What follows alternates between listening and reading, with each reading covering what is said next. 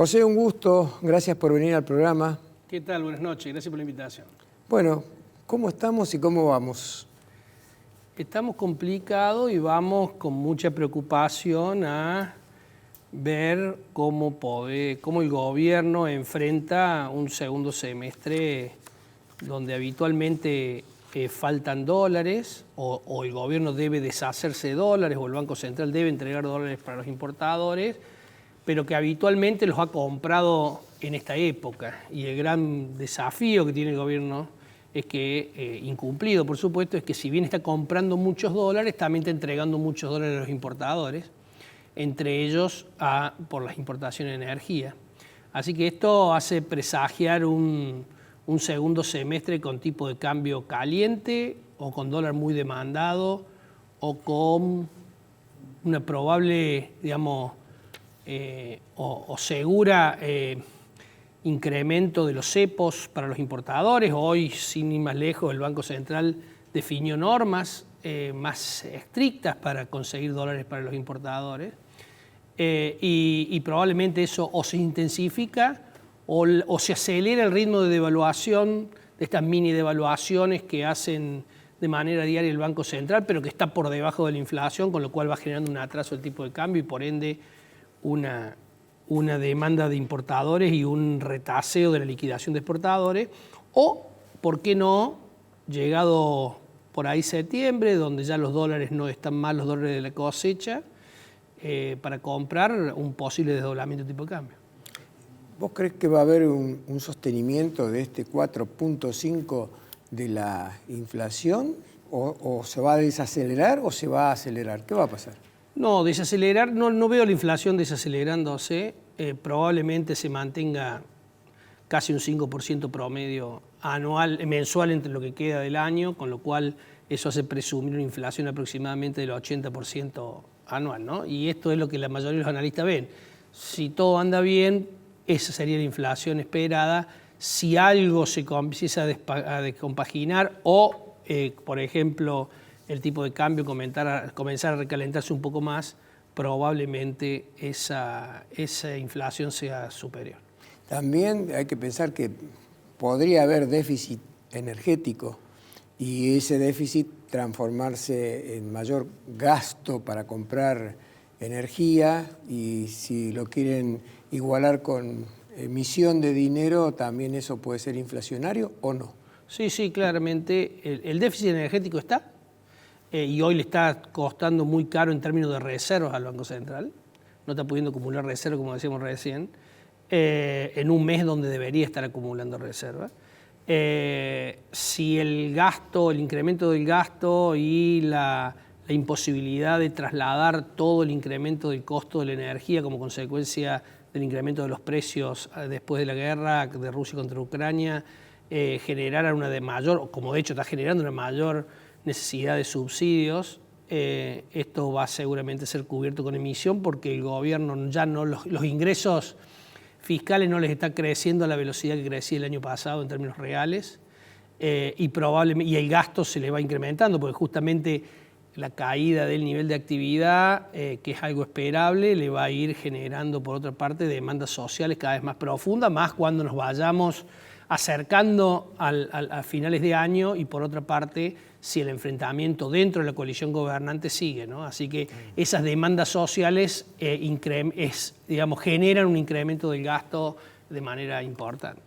Ahora, José, uno ve que la gente, vos lo ves, lo palpás, van al supermercado y se asombra con los precios que se van para arriba, y sus ingresos no están acompañando la elevación de los precios. Es decir, que hay un deterioro del poder adquisitivo de la sociedad. ¿Crees que eso va a continuar de esa manera, se va a empeorar o que se puede empezar a recuperar? Mira, si la inflación sigue alta, cada vez que la inflación es alta, deteriora los ingresos tanto formales como informales de la sociedad. Creo que el general, el que decía, los precios van los salarios van por escalera y los precios por ascensor. Sí. Y eso es lo que pasa con procesos inflacionarios tan altos como estos. Es difícil alcanzar. Vos pensás que las primeras paritarias a comienzo de año eran al 30 y pico %, después se las empezó a negociar al 40 y pico, después al 50 y pico, y las últimas se negociaron al 60 y pico. Es más, la de bancario al 60 la vicepresidente felicitó al gremio de bancario por el 60 y hoy obviamente es una actualización salarial que hace perder ingresos reales a los trabajadores. Así que lamentablemente en procesos inflacionarios no hay cómo alcanzar el deterioro que produce porque por otro lado los aumentos salariales se van dando por escalones, mientras que los precios aumentan todos los días. Entonces, por un lado tenés una pendiente y por otro lado tenés escalones. Claro. Toda esta superficie, más allá que en algún momento lo alcance, todo esto se perdió del poder adquisitivo. Y esto es lo que siente la gente cuando va al supermercado, cuando va a comprar ropa, ya no accede a la misma canasta de bienes y servicios que hace un año atrás, que hace 2, que hace 3 o que hace 4. Por eso digo que, más allá que creo que lo he charlado contigo, más allá que el gobierno o los gobernantes no quieran reconocer un plan de ajuste, el ajuste se lo hacen hacer a la gente lo mismo por el lado de la inflación. Con la diferencia que el ajuste por el lado de la inflación lo pagan los que menos tienen, en este caso los jubilados, los que reciben planes, los trabajadores informales y luego los trabajadores formales también. Ahora, ese deterioro del poder adquisitivo indiscutiblemente lleva a una caída del consumo. Y una caída del consumo puede llevar, no lo voy a asegurar y vos me lo vas a decir, el cierre de empresas, de comercios que dicen, bueno, yo ya no puedo por el costo operativo. Además, con las leyes laborales que tiene Argentina, despedir a un empleado es tener que vender la fábrica para pagarle una indemnización. Entonces, la pregunta es, ¿este deterioro del poder adquisitivo va a conllevar una caída del consumo y luego una consecuencia que es cierre de empresas? Caída del consumo seguro que sí. Cierre de empresas estará ligado también a otras cuestiones de expectativas. Una empresa que llegó hasta julio, porque ya estamos prácticamente en julio, digamos, del 2022 y pasó la pandemia con una cuarentena estricta, con una caída del nivel de actividad del 2018 y hasta ahora, probablemente, aunque ya los brazos no le den más, sigan nadando para llegar a la otra costa, con la esperanza de que algo cambie a partir del próximo gobierno, pero para eso, digamos, deberían suceder cosas en el medio. Por ejemplo, que aparezca un liderazgo claro, con una propuesta que la empresa considere viable. De lo contrario, hay gente que ya está muy, muy agobiada, que no va a poder enfrentar no solamente la presión tributaria tan alta, leyes laborales vieja, como decís vos, sino también fundamentalmente caída del nivel de consumo y una presión sobre el nivel de actividad que se va a notar. Argentina tuvo una recuperación en el 2021 indiscutible luego de la caída, pero a partir de este año se ha estabilizado en una tasa de crecimiento realmente baja, y pareciera que con un mundo que por otro lado se complicó primero con la guerra y luego con el aumento de la tasa de interés de los Estados Unidos, que hasta ahora no es la única, el pronóstico del nivel de actividad a nivel mundial también no es auspicioso, a punto tal que el propio presidente de la Reserva Federal ha estimado que es probable una recesión en Estados Unidos, y una recesión en Estados Unidos con la importancia que tiene en el PBI mundial es realmente significativa. Así que yo te diría que el contexto internacional no es el mejor, que las perspectivas en el corto plazo no son buenas, salvo que aparezca una luz de esperanza en un 2023 mejor. Muchas empresas obviamente que probablemente decidan cerrar si es que esto continúa. Hoy estamos sumergidos en un problema fiscal muy serio, el gobierno le está costando rolear o renovar, para hablar en términos más fáciles, la deuda en pesos. El propio Estado fue quien primero necesitó vender hace unas cosas 15 días bonos con ajustado por ser, y eso produjo una caída impresionante de los bonos por ser, que ha generado una pérdida muy significativa en los ahorros que las empresas y la gente tenían en Fondo Común de Inversión. Por eso es que el propio Banco Central y el ministro de Economía están hablando con la gente de los Fondos Común de Inversión para tratar de hacer una especie de caja de conversión que le permita mantener el precio de los bonos. Digo, hay todo un desafío fiscal, un desafío monetario, hay atraso de tipo de cambio, no tenemos reserva. La muy buena noticia para Argentina es que tenemos precios internacionales como nunca, precios internacionales de lo que nosotros exportamos muy elevados que nos permiten tener términos de intercambio muy, muy importantes, que tenemos la segunda reserva de gas no convencional más importante del mundo, que tenemos minería para explotar, que tenemos un sector agroalimentario muy pujante, un sector industrial pujante, pero que necesita sí o sí de un compromiso político que hasta ahora no aparece tanto de la coalición gobernante como de la oposición para generar alguna certidumbre que le permitan al empresario de la economía tratar de explotar todas esas ventajas competitivas que tenemos. De lo contrario, mientras sigamos sumidos en los problemas políticos, en la pelea permanente, en la desacreditación permanente de las medidas, difícilmente sea posible generar certidumbre, difícilmente la inflación baje, difícilmente el dólar se tranquiliza, difícilmente los inversores argentinos, ya no digo los internacionales, los inversores argentinos decidan continuar invirtiendo en Argentina y no decidan irse a los países de la región. Claro, pero ¿te acordás como decían las abuelas? El que se quema con leche ve una vaca y llora. Yo, que soy mucho más grande que vos, lo escuché en los discursos de Arturo Frondizi en el 57, después de haber ganado en las constituyentes, se presentó y ganó las elecciones del 58, vos ya conocés toda la historia, el pacto que se hizo Frigerio con Perón, etcétera, etcétera. Pero hablaba de todas las reservas que tiene la Argentina, de gas, de petróleo, ya se hablaba de todas esas cosas. Y desde Frondizi hasta el presente, nadie dejó de hablar de esas promesas que tiene la Argentina en las reservas, y sin embargo nadie pudo hacer nada. Ahora, si vos me preguntás a mí cuál es la razón, yo no te la puedo dar. Acá te puedo decir que hace más de 75 años empezó el populismo en Argentina y no se fue nunca más. Y el populismo fue el que ha destruido bastante bien esta Argentina que estamos hoy nosotros presenciando. Pero, ¿vos crees que hay alguna posibilidad de girar 180 grados, de doblar la bisagra de la historia, como dicen algunos, que venga una próxima figura con carisma, con imagen y con la fuerza de voluntad de hacer los cambios que necesita la Argentina? Mira, vos sabés que de política no sé mucho, con lo cual no puedo hablar. Lo que sí creo es que o los cambios se hacen de manera relativamente rápida o la economía va a ajustar sola, con una crisis. Seguramente puede ser una crisis devaluatoria, puede ser, digamos, y eso va a volver a acomodar los precios relativos de la economía. ¿Y después? Entonces, bueno, y después se verá en base a cómo la gente lea eso. ¿Es un 2001 o es un 89? En un 89 le dio espacio a un Menem para que venda todo el país. En el 2001 le dio espacio a un Kirchner para que vuelva a comprar todo. Las crisis, me parece, económicas profundas, como lamentablemente hemos tenido los argentinos muchas, hacen repensar el camino, el rumbo del camino tomado. Entonces, lo que sí creo es que este status quo no se puede mantener mucho tiempo más. En algún momento, las reformas en la economía, de nuevo, o somos inteligentes desde el punto de vista político y se instrumentan en el marco de un plan integral, o de lo contrario la economía va a terminar ajustando. Porque estamos llegando a un nivel donde primero se acabó el financiamiento en dólares internacional, pero estaba el financiamiento en pesos de un mercado pequeño como es el local, pero que alcanzaba el gobierno. Y estaba la emisión, hoy no hay emisión. No habría posibilidad de seguir emitiendo sin que se transforme en inflación de manera rápida, ¿no? Porque ya la tolerancia a tener más peso o lo que sería la demanda de dinero de la sociedad está muy baja, no quiere peso la gente. Entonces ya no hay mucho espacio para emitir sin que eso se transforme en inflación. No hay financiamiento externo, como tuvo Macri, digamos, que logró endeudarse afuera y financiar parte de ese exceso de gasto con ese endeudamiento, ni tampoco hay un mercado interno dispuesto ni siquiera a renovar lo que se está venciendo o lo que se va a vencer.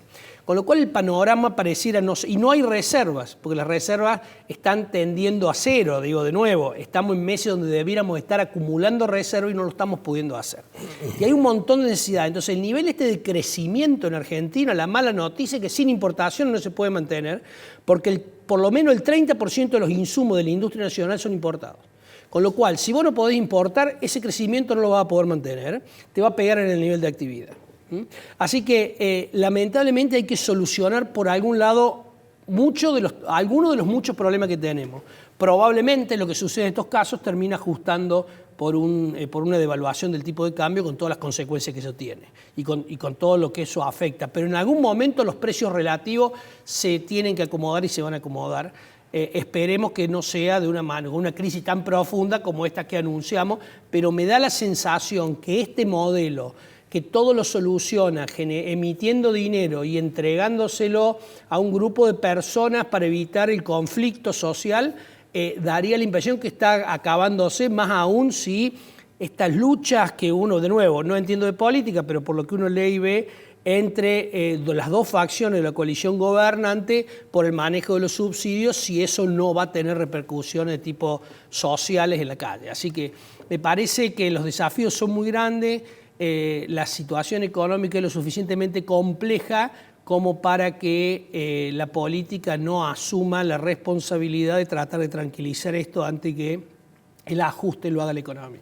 Vos fíjate que, contribuyendo a lo que vos estás diciendo, para fabricar un simple y vulgar detergente hace falta importar una sustancia que se llama dodecilbenceno. Sin esa sustancia, que es la sustancia fundamental del detergente, no lo podés fabricar. Imagínate cuán dependientes somos de las importaciones para que alguien diga, basta, hay que reducir un 40% las importaciones. No se pueden, sería paralizar toda la industria, ¿no? Bueno, cuando vos mirás digamos, cómo están compuestas nuestras importaciones, vos te vas a dar cuenta que una porción pequeña de esas importaciones son bienes de consumo. Todo lo demás son bienes intermedios, son insumos, ¿no? Claro.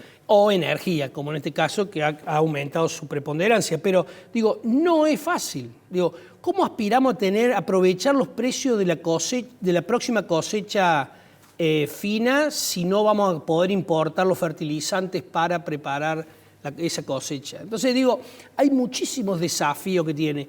Hoy, entre los cepos a las importaciones está para un grupo de empresas lo que importaron en el año 2021 más un 5%, más lo que importaron en el año 2020 más un tanto por ciento, pero en el 2020 no había actividad, había caído 10%, o sea que esa referencia te tira abajo lo que podés importar.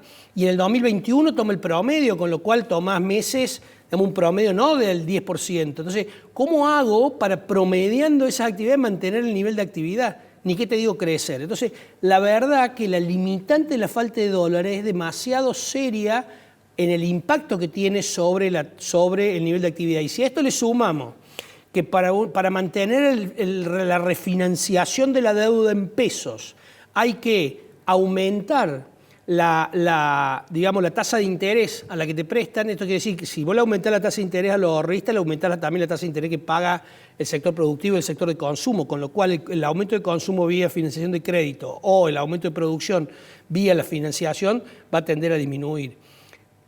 Es realmente, digamos, y te marca lo difícil de la situación el hecho de que hay algunos bancos privados que ya no te están tomando depósitos en préstamos UVA, ¿no? Pues sí, pero ¿por qué no toma depósito en préstamos UVA? No, porque dice centralmente, mira, no toman porque no se pueden dar vuelta y no tienen qué hacer con esa plata. Entonces prefieren tomar la tasa de plazo fijo a tasa nominal porque esa es real negativa y se pueden dar vuelta y sí prestarla. Así que esto es un síntoma de las complicaciones que comienza a tener la tasa elevada de tasa de interés y el exceso de dinero que hay en la economía, donde el único que está absorbiendo ese exceso de liquidez es el Banco Central vía esterilización del ELIC. Ahora, ¿qué pasa si acá hiciéramos como se hace cuando se pone la banca Simmons, tipo banca Simmons, donde le exigen a los bancos un 100% de encaje?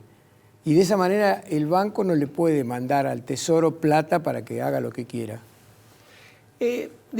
Vos hoy en día prácticamente los bancos terminan prestándole la gran parte de su liquidez al gobierno. O sea, por eso. Pero de una forma u otra, o se la dan al Banco Central, o sea, una parte está encajada, una parte se la dan al Banco Central en forma del ELIC, y ahora lo que el gobierno ha hecho es bajarle un poco la proporción del ELIC y le permite tener bonos para que financie el bono, y esta es la estrategia que van a seguir aplicando seguramente el gobierno para financiarse. La verdad que hoy el sistema financiero no está funcionando de manera eficiente entre ser un intermediador entre el ahorro de los particulares y los préstamos de los particulares. Está simplemente canalizando el ahorro de los particulares hacia el préstamo del sector público. Última pregunta, José, me avisan que me queda un minuto. Sí. ¿Qué pasa si incumplimos con las metas del Fondo Monetario? Bueno, las primeras nos las van a perdonar porque el Fondo Monetario tiene también compromiso con este préstamo que le dio a Macri y tratar de solucionar la situación, pero esto no es por cuánto tiempo más va a ser indiferente el fondo al cumplimiento de las metas. Es una gran pregunta, probablemente la próxima y no creo que muchas más, con lo cual si incumplen no nos van a liberar digamos, el desembolso trimestral y no vamos a poder honrar la deuda que tenemos con el fondo porque no tenemos reserva, con lo cual quedaríamos en default. Así que prefiero creer que vamos a estar dispuestos a hacer los esfuerzos necesarios para poder cumplir las metas o por lo menos recalcularlas conjuntamente con el fondo de tal manera que podamos tener los distintos desembolsos que nos permitan cumplir los compromisos de una deuda que era impagable como estaba definida para el 22 al 23 sin esta reestructuración. Está bien. Gracias, José. No, muchísimas gracias a ustedes. Como siempre, un